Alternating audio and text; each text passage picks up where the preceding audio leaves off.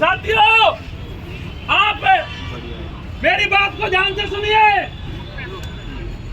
आपको यहाँ जाना पड़ा, पहुंचना पड़ा इस गर्मी में।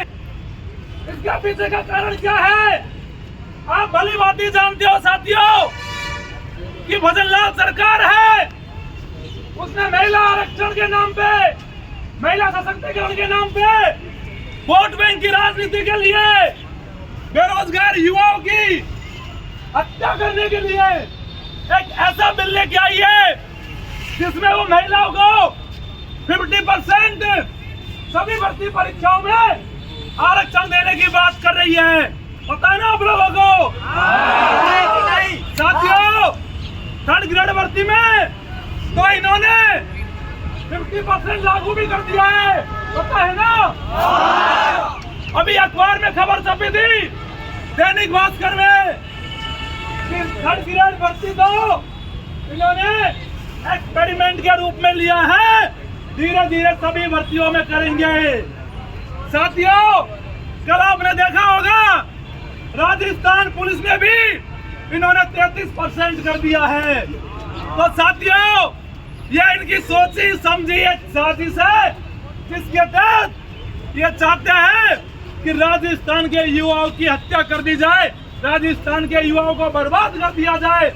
मैं कहना चाहता हूँ माननीय मुख्यमंत्री भजनलाल जी से, आप प्रदेश के मुखिया हो, माननीय मुख्यमंत्री जी, महिला सशक्तिकरण के नाम पे आप युवाओं की हत्या नहीं कर सकते हो। महिला सशक्तिकरण की अगर आपको बात करनी है तो आप बात करिए। लोकसभा में आपने कितनी महिलाओं को टिकट दिए? आप विधानसभा में कितनी महिलाओं को टिकट दिए? आप बात करिए माननीय मुख्यमंत्री जी, आपकी कैबिनेट में कितनी महिलाएं आपने रखी हुई है? माननीय मुख्यमंत्री जी, आप मेरे को बताने का कार्य करिए। आपने जितने भी सरकारी संस्था है वहाँ पे महिलाओं को कितना मजबूत किया है। और दूसरी बात, अगर आपको महिला सशक्तिकरण करना है तो सबसे पहले आप सीएम की कुर्सी को छोड़ के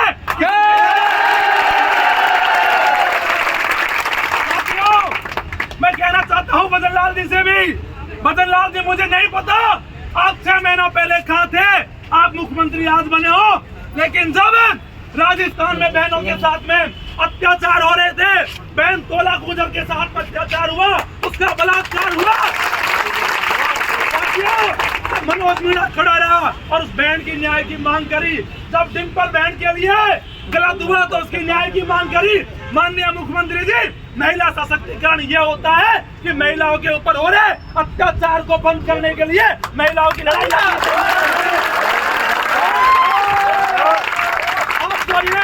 महिला सशक्तिकरण के नाम पे राजनीति कर रहे हो, तो ये गलत कर रहे हो, ये बिल्कुल भी बर्दाश्त के योग नहीं है। माननीय मुख्यमंत्री जी, आप कान खोलकर सुन लीजिए।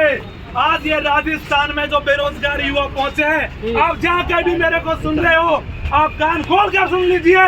अभी तो युवाओं ने आना शुरू किया है, थोड़ी देर में ये पूरा शहीद स्मारक आपको भरा हुआ दिखाई देगा।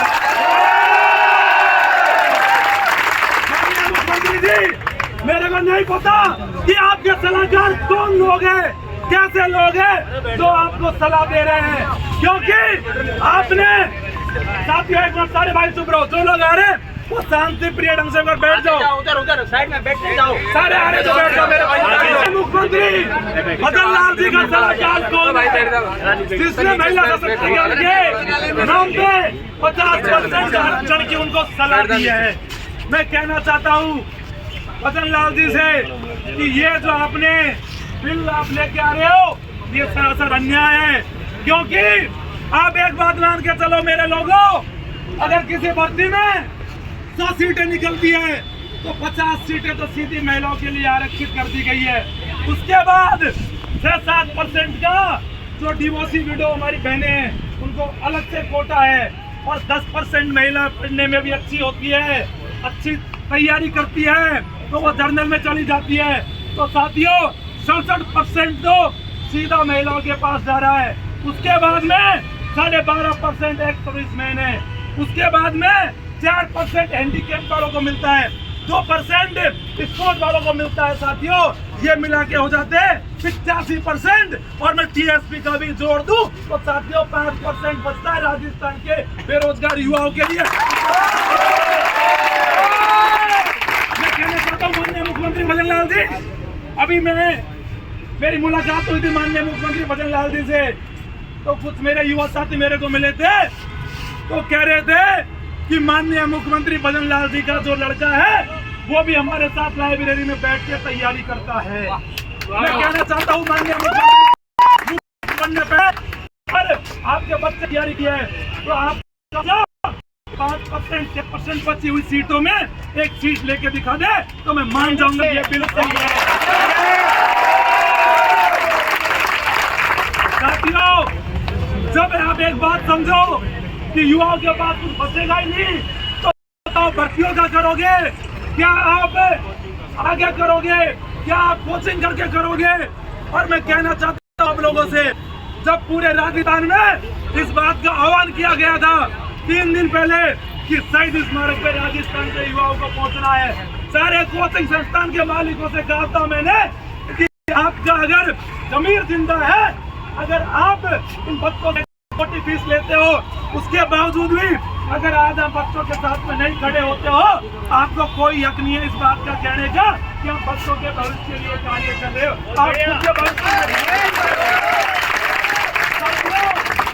मैं नाम तो लेना नहीं चाहूंगा किसी का, क्योंकि नाम लेने से मैं किसी को बड़ा नहीं बनाना चाहता, लेकिन एक मास्टर है जो यूट्यूब पर कोचिंग चलाता है और वो कहता है, मेरा सवाल उठा कि मनोज के पास परमिशन है। पहली बात तो मैं कहना चाहता हूँ उस मास्टर से, मनोज मीणा का नाम ही परमिशन है। और दूसरी बात, क्या माननीय मुख्यमंत्री भजन लाल ये बिल के लाने से पहले क्या इन बेरोजगार युवाओं से परमिशन मांगी थी क्या? दूसरी बात, मेरे को पता था साथियों ऐसे असामाजिक तत्व तो कोचिंग के नाम पे क्या धंधा चलाते हैं अपना, ये लोग आगे आके इस आंदोलन को तोड़ेंगे, इस आंदोलन को कोर्ट के नाम पे बेचेंगे, सरकार को बेचेंगे। साथियों, ऐसे लोगों ने कहा कि शहीद स्मारक नहीं जाना है, वहाँ की परमिशन नहीं है। साथियों, सामने पुलिस कमिश्नरेट है, इस पेड़ के नीचे एसपी बैठा है। एसपी, आप एसपी से पूछ के आओ कि परमिशन है या नहीं है।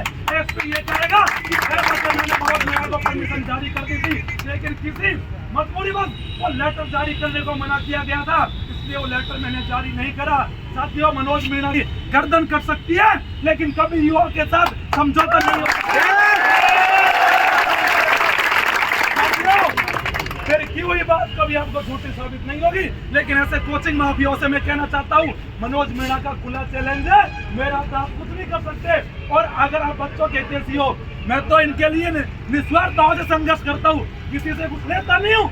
आप तो मोटी फीस लेके इन बच्चों को शोषण करते हो, उसके बाद में कहते हो कि हम तो गुरुजी हैं। अरे कैसे गुरुजी हो तुम लोग जो आज इन छोटी सी बात से डर गए?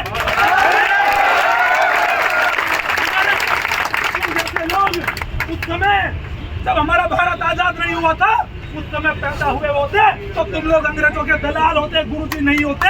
क्योंकि लोगों, भगत सिंह को कौन सी परमिशन दी जा रही थी उस समय? जब स्वतंत्रता की लड़ाई लड़ रहा था भगत सिंह, तो पूरी जान से लड़ा और इस देश को आजाद कराने के लिए उसने जान दे दी। साथियों, तो मेरे को कोई फर्क नहीं पड़ता अगर बेरोजगार युवाओं की आय के लिए लड़ते लड़ते अगर मेरे को मरना भी पड़े, मेरी गर्दन भी कट जाए, तो भी इस पुलिस से झुकने वाला नहीं। आप लोगों को किसी भी प्रकार की चिंता करने की जरूरत नहीं है, मैं आप लोगों के यहाँ बीच में खड़ा हूँ। आप लोग तो एक काम करिए, जो हमारे भाई अभी तक यहाँ नहीं पहुँचे हैं उनको लोकेशन बताइए कि शहीद स्मारक पर पहुँचना है, और आप एसपी वहाँ बैठे हैं, आते हुए पूछते हैं ना कि परमिशन कब मिली थी। ये तो आप लोगों के लिए, ऐसे मास्टरों के लिए वो परमिशन का भी कार्य किया था मैंने, लेकिन मेरे को पता है कि समाज में ऐसे लोग भी हैं जो मेरे लोगों, आप लोग पूरी ताकत के साथ में पूरे कोने कोने से यहाँ पहुँचो। और मैं आपको विश्वास दिलाता हूँ साथियों, आज भजन लाल जी ने कुछ महिलाओं को धन्यवाद के लिए बुलाया है। भजन लाल जी, मैं कहना चाहता हूँ, आपने किस किस को फोन करा होगा कि मुझे धन्यवाद देने आ जाओ, आप इन युवाओं के लिए तो ये बिना फोन करे हर दरवाजे धन्यवाद देने आते।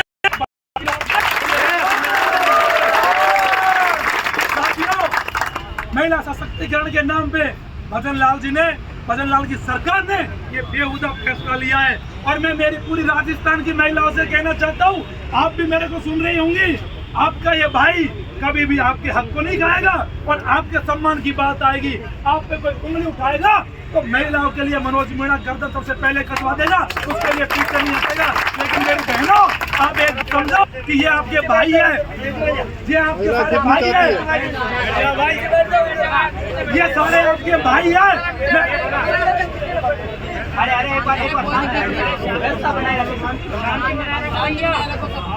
मैं मेरी सभी बहनों से कहना चाहता हूँ, इस शहीद स्मारक पर आज पहुँचे ये सारे भाई है। मेरी बहनों, अगर आपके भाइयों को नौकरियां नहीं मिलेगी तो ये सरकार किस काम की है?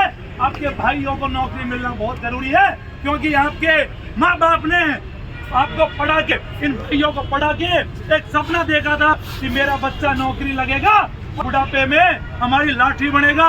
क्योंकि बहनों को तो हम शादी करके बहन तो चल जाती है, लेकिन माँ बाप के साथ बड़े लेवल पर हमारे भाई भी खड़े होते हैं, बहन भी खड़ी होती है, लेकिन माँ बाप का तो बुढ़ापे में सहारा बनते हैं। तो ये युवा शक्ति बनती है, इसलिए मैं बहनों से